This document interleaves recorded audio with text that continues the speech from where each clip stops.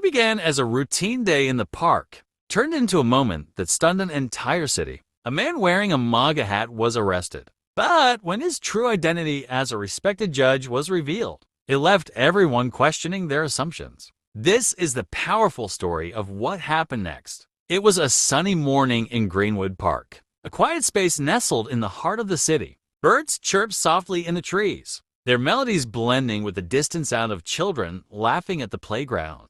Joggers weaved through the paths, earbuds in place, while a few elderly couples strolled leisurely, enjoying the warmth of the day. On a wooden bench near the park's fountain sat a middle-aged man, unassuming except for the bright red MAGA hat on his head. He wore a plain navy blue jacket and khakis, and in his hands was a thick hardcover book. His presence didn't command attention, but the hat he wore seemed to draw the eyes of those who passed by.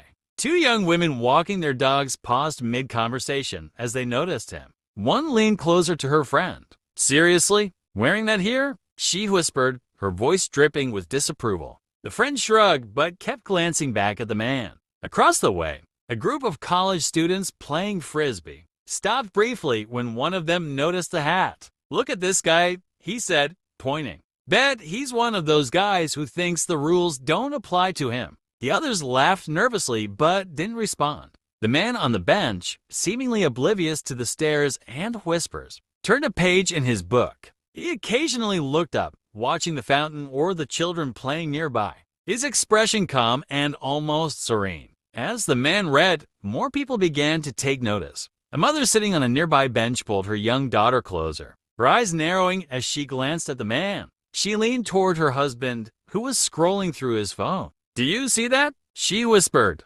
"Right here in our park. It's like he's trying to provoke people." Her husband looked up briefly, shrugged, and returned to his screen. "He's not hurting anyone," he said dismissively. But the woman wasn't convinced. "Not yet," she muttered, her tone sharp. "But people like that always have an agenda." Nearby, a jogger stopped to tie a shoe, his eyes lingering on the man. After a moment, he pulled out his phone and snapped a quick picture. "Unbelievable," he muttered to himself before jogging away, shaking his head. It wasn't long before two police officers, responding to a call about a suspicious individual, arrived at the park. They walked slowly, scanning the area until their eyes landed on the man in the red hat. The taller officer, Officer Grant, gestured subtly toward him. "That's got to be him," he said to his partner, Officer Riley, a younger recruit still finding his footing in the field. Riley glanced at the man and hesitated. "He doesn't look suspicious to me," he said quietly. Grant shook his head. "It's not our job to decide that," he replied. "It's our job to check it out." As they approached, the man looked up from his book. His eyes met theirs briefly before he calmly closed the book and placed it on the bench beside him. He folded his hands in his lap, waiting for them to speak. "Good morning, sir," Grant began, his tone professional but firm. "Can we have a word with you?" The man nodded. "Of course," he said, his voice steady. "Is there a problem?" The officers stood over the man, their presence drawing the attention of nearby park-goers. Conversations hushed as people turned to watch the interaction. Some pulled out their phones, recording from a distance. "We've received reports about someone matching your description," Grant said. "People are concerned about your behavior." The man raised an eyebrow. "My behavior?" he asked, his tone polite but questioning. "I've been sitting here reading a book." Grant exchanged a glance with Riley before continuing. "That may be true, but we still need to ask you some questions.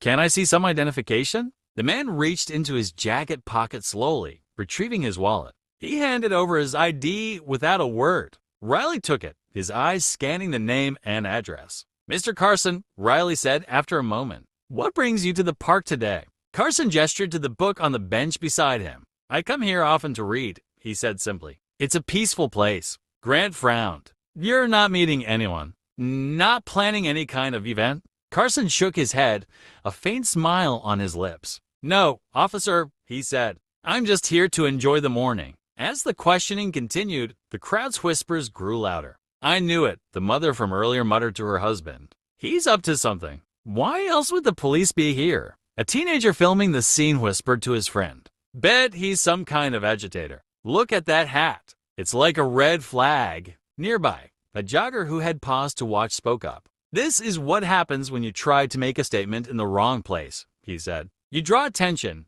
and now he's paying the price." But not everyone was quick to judge. A woman walking her dog frowned as she watched the scene unfold. "He doesn't look dangerous to me," she said softly. "Why are they bothering him?" Her companion shrugged. "It's probably just a misunderstanding," she said. "But still, that doesn't exactly scream peaceful." After a few minutes of questioning, Officer Grant's tone shifted. "Sir," he said, "we're going to need you to come with us to the station, just to clear a few things up." Carson's expression didn't change, but there was a flicker of surprise in his eyes. "Am I being arrested?" he asked. Grant hesitated. "You're being detained for questioning," he said. "It's standard procedure." Carson nodded slowly and stood up. "If that's what you need to do," he said, his tone measured, "I'll cooperate." Grant reached for his handcuffs, securing them around Carson's wrists as the crowd watched in silence. A few people murmured approvingly, while others looked uncomfortable. A young boy tugged on his mother's sleeve. "Mom," he said, "why are they arresting him? What did he do?" The mother didn't answer, her eyes fixed on the scene. As Carson was led toward the waiting squad car, the crowd parted to let them through. The murmurs grew louder, punctuated by the occasional snap of a camera or the click of a phone recording. "Looks like they got him," someone said. "Good," another replied. "You can't just sit in a public park wearing something like that and expect no consequences." Carson remained silent, his gaze steady as he walked. He didn't look at the crowd, didn't react to the cameras or the whispers. His composure was unshaken, his steps deliberate and calm. Inside the squad car, the atmosphere was heavy with unspoken tension. Judge Carson sat in the back seat, his wrists bound in handcuffs that rested awkwardly on his lap. His face remained calm, though his eyes betrayed a flicker of disappointment. Officer Grant drove in silence, his jaw clenched, while Officer Riley stole occasional glances at the rearview mirror, his expression uncertain. After a few moments, Carson broke the silence. "Officers," he said, his voice steady, "could I ask why I'm being detained?" Grant kept his eyes on the road. "We received reports of a suspicious individual," he said curtly. "Your presence in the park caused concern among some of the people there." Carson raised an eyebrow. "My presence?" he asked. "Or my hat?" Grant hesitated but didn't respond. Riley shifted uncomfortably in his seat. "Sir," he said, his tone softer, "it's just standard procedure. We're doing our due diligence." Carson nodded but said nothing further. He turned his gaze out the window, watching as the city streets blurred past. The handcuffs dug into his wrists slightly, but he didn't adjust them. Instead, he seemed lost in thought, his calm demeanor unshaken. When they arrived at the station, Carson was led inside, his movements unhurried and composed. A few officers glanced up from their desks as he passed, their curiosity piqued by the sight of the man in the red MAGA hat. The whispers began almost immediately. "Who's that?" one officer asked, nudging his colleague. "Some guy they picked up at the park," the other replied, his voice low. "Probably one of those agitators. Look at the hat." Carson was placed in a holding room, a small, stark space with gray walls and a single table. Grant and Riley stood outside, speaking in hushed tones. "What's the plan here?" Riley asked, his voice uncertain. "He hasn't done anything wrong." Grant frowned. "He's not cooperating," he said. "Let's just run a background check and see what we're dealing with." Riley looked through the window at Carson, who sat quietly, his hands resting on the table. "He doesn't look like a troublemaker," Riley said. "He looks like, I don't know, someone who doesn't belong here." Grant sighed. "Appearances can be deceiving," he said. "Let's just follow procedure." Back at the park, the scene of Carson's arrest had sparked a wave of activity on social media. Videos of the incident circulated quickly, each clip showing the calm, handcuffed man being led to the squad car. The reactions were mixed. One post read, "This is what happens when you wear a MAGA hat in a public park. Actions have consequences." Another countered, "He wasn't doing anything wrong. Sitting on a bench reading a book isn't a crime. What's happening here?" The comments section of each post exploded with debates. Some people defended the officers, arguing that Carson's hat was provocative and that the police were justified in investigating him. Others condemned the arrest, calling it a blatant example of prejudice and overreach. Meanwhile, a few users began to speculate about Carson's identity. "Anyone know who this guy is?" one person asked. "He looks familiar," Inside the holding room, Carson remained composed as Grant entered, a clipboard in hand. Riley stood by the door, his arms crossed but his expression uncertain. "Mr. Carson," Grant began, his tone formal, "we've run your ID, and it seems you have no prior record. However, we still need to understand why you were in the park this morning." Carson tilted his head slightly. "I've already told you, officer," he said. "I was there to read. It's something I do often." Grant leaned forward slightly. "Do you understand why people might find your presence concerning?" he asked. Carson's lips curled into a faint smile. "I understand that my hat may have drawn attention," he said, "but that doesn't make me a threat." Grant straightened, his jaw tightening.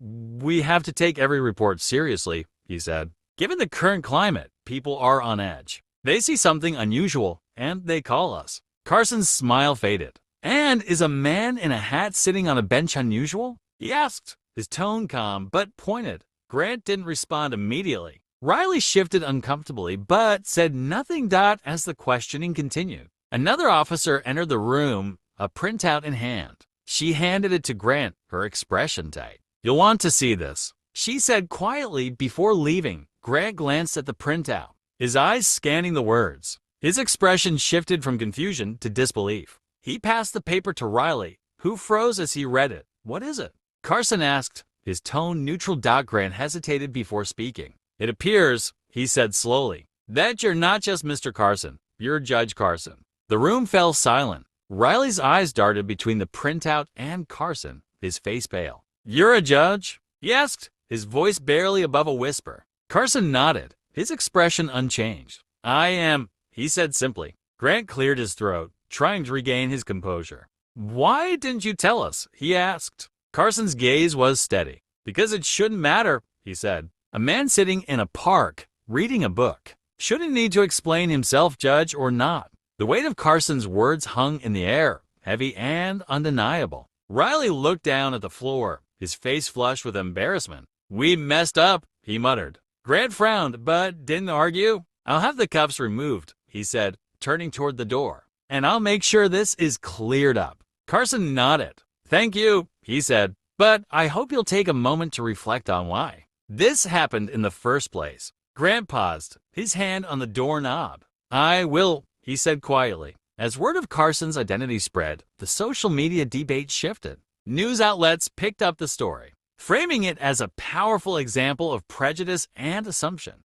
Headlines read, "MAGA hat arrest leads to stunning revelation. Judge detained for sitting in park." The comment sections exploded once again, this time with a new wave of outrage. "This is what happens when you judge people by appearances," one user wrote. Another added, "If this can happen to a judge, imagine what happens to people without his privilege." Others defended the officers, arguing that they were simply doing their jobs. "They couldn't have known he was a judge," one comment read. "They were just responding to a call." But the majority of reactions were critical, with many calling for greater accountability and reflection. The atmosphere in the station was tense, with whispers and sideways glances from officers who had just learned that the man in the MAGA hat, quietly sitting in a holding room moments ago, was none other than Judge Henry Carson, one of the most respected judicial figures in the city. The realization sent shockwaves through the precinct. Officer Grant leaned against a desk, his arms crossed, his jaw tight.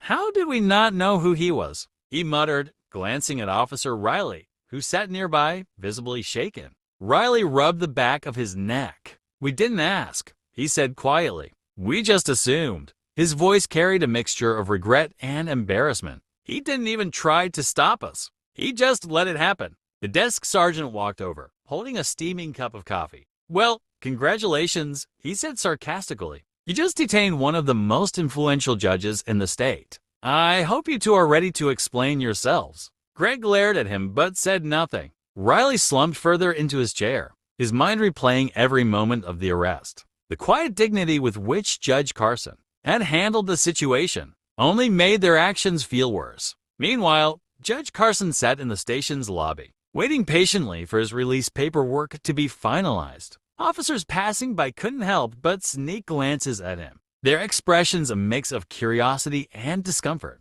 Carson, however, remained composed, his demeanor calm but resolute. An older officer, Captain Monroe approached him cautiously. Monroe had worked alongside Carson years ago when he was a young prosecutor. "Judge Carson," he began, his voice low, "I had no idea it was you. If I had known." Carson held up a hand, cutting him off gently but firmly. "Captain, please," he said. "What matters isn't who I am. It's why this happened in the first place. That's the conversation we need to be having." Monroe nodded slowly, understanding the weight of Carson's words. "I'll make sure this is handled properly," he said. "You have my word." While Carson waited inside, news of the incident spread rapidly. Videos of the arrest, initially shared online with judgmental captions, were now being recontextualized as more people learned of Carson's identity. Outside the station, a small crowd of reporters and curious onlookers began to gather, eager for answers. "Can you believe it?" a woman in the crowd said to her friend. "A sitting judge arrested for sitting in a park, and all because of his hat?" Her friend shook her head, frowning. "It's embarrassing for the whole city," she said. "What does this say about us?" Reporters shouted questions at officers entering and leaving the station. "Is Judge Carson still in custody?" One asked. "Was his arrest politically motivated?" Another added. The officers ignored them, their faces tense. But the buzz outside the station continued to grow. Inside the station, Officer Grant and Officer Riley were summoned to Chief Dunbar's office. The chief, a no-nonsense leader with years of experience, sat behind his desk, his piercing gaze fixed on the two officers. "Explain," she said simply, her voice cold and sharp. Grant cleared his throat, trying to maintain his composure. "We received a call about a suspicious individual," he began. The report specifically mentioned a man in a MAGA hat, and the caller described him as potentially dangerous. "We acted accordingly." Dunbar's expression didn't change. "Acted accordingly?" she repeated, her tone icy. "You detained a sitting judge, a man with an impeccable record. For what? Reading a book in a public park?" Riley shifted uncomfortably. "We didn't know who he was," he said. "If we had—" "That's exactly the problem," Dunbar interrupted. "You didn't know, but you assumed. And because of that, we're now at the center of a media storm." Grant tried to defend himself. "We were just following protocol," he said. The hat doesn't make a man guilty," Dunbar snapped. She leaned forward, her eyes blazing. "You don't get to judge someone based on what they're wearing. That's not your job." The room fell silent. Grant and Riley stood stiffly, their faces pale. Finally, Dunbar sighed and leaned back in her chair. "You're both lucky Judge Carson is a patient man," she said. "But this department will be addressing this incident head-on." "Understood." "Yes, Chief," they said in unison. Carson breaks his silence. As Carson's release was finalized, Captain Monroe approached him again. "The media is waiting outside," he said quietly. "Do you want to say anything?" Carson stood, his movements deliberate. He adjusted his jacket and looked Monroe in the eye. "I don't want to add fuel to the fire," he said, "but I won't stay silent either." Monroe nodded. "I'll walk you out." When Carson stepped outside, the crowd erupted with questions. Reporters surged forward, their microphones extended, their cameras rolling. Carson raised a hand, and the noise subsided slightly.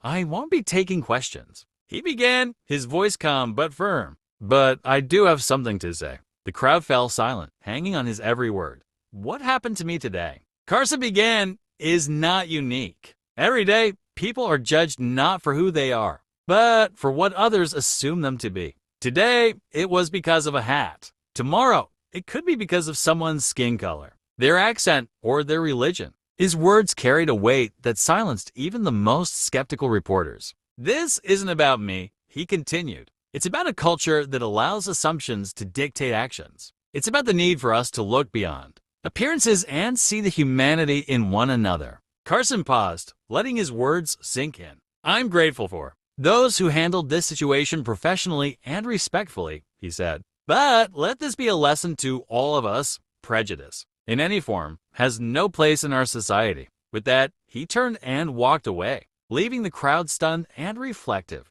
Back inside the station, Grant and Riley watched Carson's statement on a small TV in the break room. Riley leaned forward, his elbows on his knees, his face filled with regret. "He's right," he said softly. "We didn't see him for who he was. We only saw the hat." Grant nodded, his expression grim. "We failed him," he said, "and we failed ourselves." Riley looked at his partner. "What do we do now?" He asked. Grant took a deep breath. "We learn," he said, "and we make sure this never happens again." The news of Judge Carson's arrest spread quickly, leaving the city abuzz with discussions. Social media erupted with debates. Television news anchors dissected the incident, and community leaders began to issue statements. What had started as a quiet moment in the park had now become a flashpoint for discussions about prejudice, assumptions, and accountability. A local news station broadcast footage of the incident, overlaid with the caption, "Judge arrested in park for wearing MAGA hat." The image of Carson being led to the squad car in handcuffs played repeatedly, sparking outrage. "This is absolutely unacceptable," a civil rights advocate said during a live interview. "This incident highlights the dangers of judging someone based on their appearance. If this can happen to a judge, imagine what happens to people without his influence or status." Online, the reaction was even more intense. "Arrested for sitting on a bench? What year is this?" One user wrote, "This is why we need better training for officers. Assumptions can ruin lives. I'm not a fan of the hat, but this is about basic human rights." The story took on a life of its own, with people from all walks of life weighing in. Some defended the officers, arguing that they were simply responding to public concern. Others condemned the arrest outright, calling it a clear example of systemic bias. Back at the station, Chief Dunbar stood at the podium in the briefing room,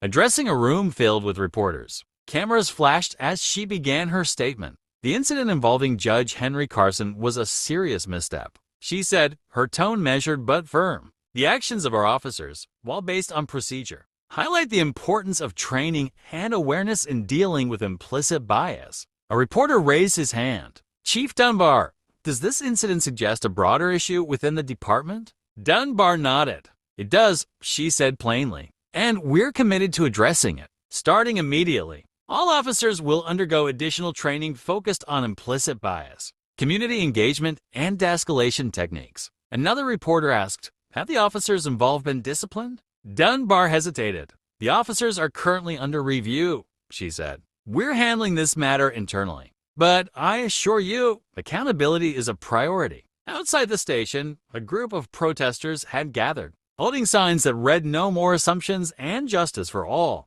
Their chants echoed through the streets, demanding systemic change and a public apology from the department. At his home, Judge Carson sat in his study, surrounded by stacks of case files and law books. The events of the day replayed in his mind, each moment sharp and vivid. He thought about the officers' expressions, the whispers of the crowd, and the weight of the handcuffs on his wrists. He wasn't angry, at least, not in the way most people might expect. He felt disappointed, not just in the system, but in the society that had created such a situation. Yet, amid the disappointment, there was hope. He had seen the potential for change in the officers' eyes, especially the younger one, Riley. Carson reached for his phone and began drafting a statement. He knew his voice carried weight, and he wanted to ensure his words would guide the conversation in the right direction. He typed slowly, carefully considering each sentence. At the station, Grant and Riley sat in the break room, watching the chief's press conference on the small television mounted on the wall. The weight of the day's events pressed heavily on them, and neither spoke for a long time. Finally, Riley broke the silence. "She's right," he said. "We didn't see him as a person. We saw a hat, and we filled in the blanks." Grant sighed, rubbing his temples. "We weren't the only ones," he said. The crowd, the caller, everyone jumped to conclusions. Riley shook his head. "But we're supposed to be better," he said. "We wear the badge. We're supposed to see the facts, not the assumptions." Grant leaned back in his chair, his face lined with regret. "We need to fix this," he said. "Not just for Carson, but for everyone we've ever judged unfairly." The next morning, Judge Carson's statement was published in a major newspaper and shared widely online. It read, "Yesterday, I experienced firsthand the dangers of prejudice and assumptions. While I am grateful for the professionalism shown by some officers, this incident underscores a larger issue within our society. We must learn to see beyond appearances and listen before we judge. The only way forward is through understanding and empathy." The statement was met with widespread praise, with many lauding Carson for his grace and composure. Community leaders called it a powerful call to action. while ordinary citizens shared it as a reminder of the work that still needed to be done. Inspired by Carson's words, local organizations began hosting forums and workshops on implicit bias and community engagement. Churches, schools, and community centers became hubs for dialogue, with people from all backgrounds coming together to share their stories and perspectives. At one such forum, a young woman stood up to speak. "I was at the park that day," she said, her voice shaking. "I saw Judge Carson sitting there, and I thought he was trouble. I didn't say anything, but I didn't stand up for him either. I realize now that my silence made me complicit." Her words were met with nods of understanding. Another attendee, an older man, added, "We've all been guilty of it," but admitting it is the first step toward change. Meanwhile, Grant and Riley requested to meet with Carson privately. They arrived at his office, their uniforms freshly pressed but their expressions nervous. Carson greeted them warmly, motioning for them to sit.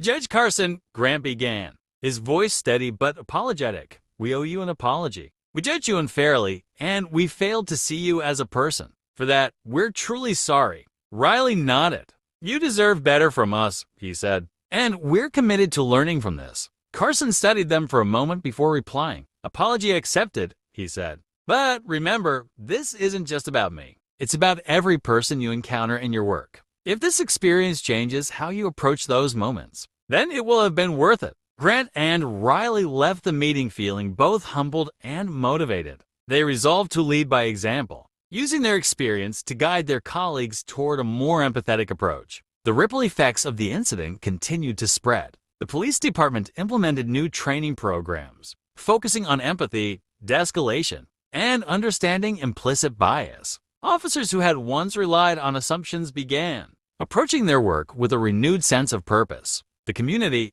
too, began to change. The conversations sparked by Carson's experience led to greater awareness and a stronger commitment to fairness and equality. People who had once judged others quickly began to pause, reflect, and ask questions. The city woke to the sound of news anchors dissecting the aftermath of Judge Carson's arrest. Headlines across local and national outlets framed the incident as a cautionary tale about the dangers of judgment and assumptions. Social media continued to buzz with discussions. But now the focus had shifted from outrage to reflection. At a coffee shop downtown, two customers debated the situation. One, a middle-aged man in a suit, tapped his phone screen. "It's incredible how calm he was," he said. "If it had been me, I don't think I could have handled it." His companion, a younger woman wearing a backpack, nodded. "That's what makes it so powerful," she replied. "He didn't lash out or get defensive. He let the situation speak for itself. And look how it's making everyone rethink things." At another table, a group of college students discussed Carson's public statement. "He didn't call for anyone to be fired," one of them said. "He just asked us to be better." That's real leadership. At the station, Officers Grant and Riley were in the thick of new training sessions. Initiated by Chief Dunbar, the sessions focused on implicit bias, de-escalation techniques, and community outreach. Each officer was required to participate. But for Grant and Riley, the sessions carried a deeper weight. As part of their commitment to growth, Grant and Riley volunteered to speak at one of the sessions. Standing before their fellow officers, they recounted the events of the park arrest in vivid detail. "We let a symbol blind us to the man wearing it," Grant admitted, his voice steady but heavy with regret. "We didn't ask questions. We assumed we knew the story." Riley added, "That day wasn't just a wake-up call for us. It was a reminder of why we wear this badge in the first place, to serve and protect without judgment." Their candor resonated with their peers, sparking a ripple effect throughout the department. Officers began holding each other accountable, engaging in open conversations about their own biases and how to overcome them. Judge Carson, meanwhile, became a quiet but steady force for change in the community. Despite the attention surrounding the incident, he avoided the limelight, focusing instead on his judicial duties and personal outreach efforts. One afternoon, Carson attended a town hall meeting organized by a local community group. The room was packed with residents eager to share their stories and ask questions. When Carson was invited to speak, he approached the podium with his signature calm demeanor. "What happened to me," he began, "is just one example of a much larger issue. But the conversations we're having now, those are what matter. Change doesn't happen overnight, and it doesn't happen without discomfort. But it starts with listening.